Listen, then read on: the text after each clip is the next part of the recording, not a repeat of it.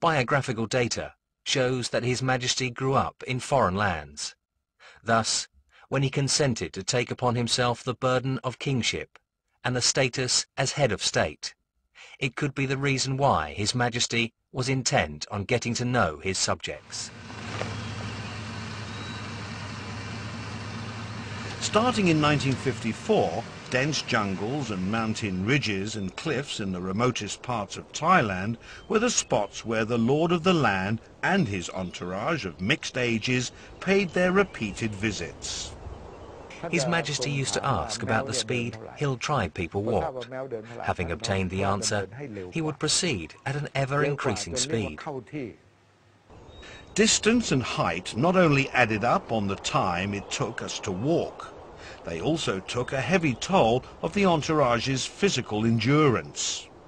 A sole high-ranking official could keep up with His Majesty, but then he looked up above him and fainted on the spot. His Majesty had to bend down to grab him. His name was Sichai. We then alternated between pulling him along and carrying him all the way up to the top of the cliff.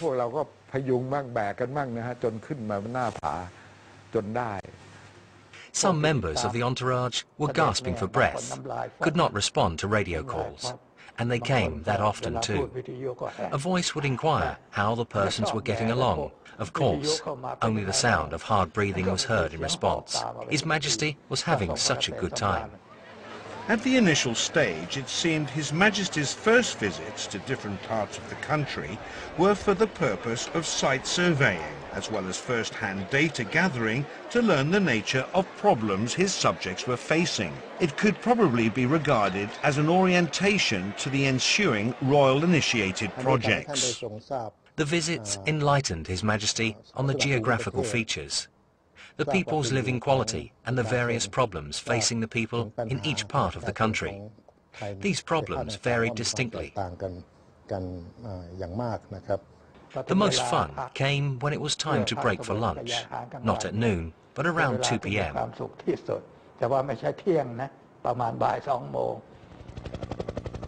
The road condition along the routes of His Majesty's visits, especially at the beginning of the reign, can be described as undeveloped. Up on high mountain tops, the only access is by air only.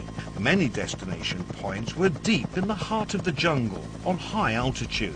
Many others could be accessed by dusty laterite roads infested with potholes. The condition did not bother us much, as we had experienced it before, but it was rough for local officials, like provincial governors and the like. I followed behind and could see how pale they looked sitting there. I mean, they did not faint. They were all sitting in rows when it came to walking up those hills.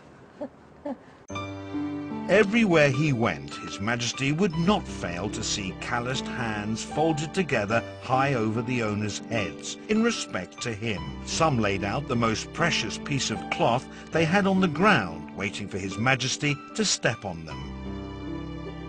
With the king's footprint on it, the piece of cloth would not be used or washed. Instead, it would be neatly folded and preserved at the praying spot where the people keep Buddha's image. On Sabbath day, they will put flowers to pay homage to the sacred piece of cloth in gratitude for what His Majesty has done for the country. Most of them do this. In highest esteem and with total devotion, people's heads bent down toward the young monarch's feet. This was believed to bring good things to their life of hardship. I was down on the ground to pay respect to His Majesty when he came down. He actually came directly to where I was sitting. I had never dreamed I could meet him in person. Tears readily rolled down my cheeks. I was overwhelmed to see him.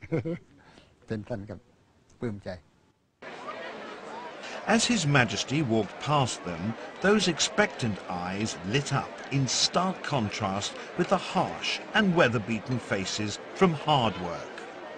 Thus, the people's delight and smiling faces could not conceal the traces of sufferings from His Majesty's watchful eyes.